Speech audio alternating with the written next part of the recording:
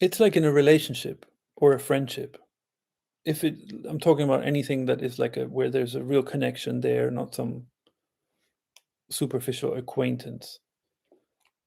But if there's some kind of connection there, and then one person, this happens a lot in relationships, and then one person doesn't really stand with both feet in that relationship.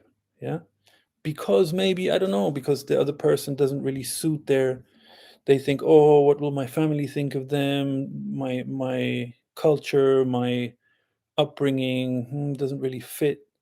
Or maybe they don't really fit the dream I've always had of what I want a perfect partner to be. If I've built up so many conditions, terms and conditions for what that person should be like, and then wherever they don't really fit it, I'm taking my feet out again, or I'm kind of sitting on the fence, and that's all. Those are all like, it's all passive aggression, really, in a way.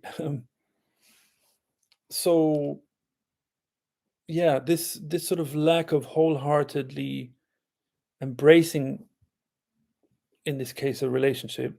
The same thing happens with life. It's like there's a presumption that we have the choice to somehow sort of uh, maintain our reserve and our withdrawal. Let's see how things work out. You know. So in any kind of pursuit or seeking or desire to be free, to be rid of any kind of ego, it can be very useful to look at the end goal. What's the real objective? If the objective is anything other than just to live to the fullest, yeah, to have a fulfilled life, then we're really barking up the wrong tree. It's nothing more elevated than that. It's the ability, the gift of actually, because it's not obvious. It's not obvious in a world where conditioning reigns supreme, yeah, in the world of humans. So by the way we've organized ourselves and the way we see our place in the totality, um, it's not an obvious thing. So it's a big gift to be able to live our lives fully to the fullest, where we get to the end of a life and it's like, wow, yeah, I really did everything I wanted to do, expressed every talent, every ability, every love, passion for something, joy I have for something.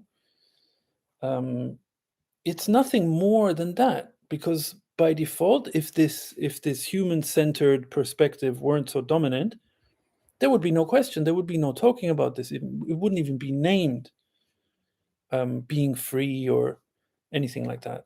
It's just the way we live our lives. If we look at animals in the wild or animals are free. So pets, they can have some projections put onto them by their owners, but animals are free.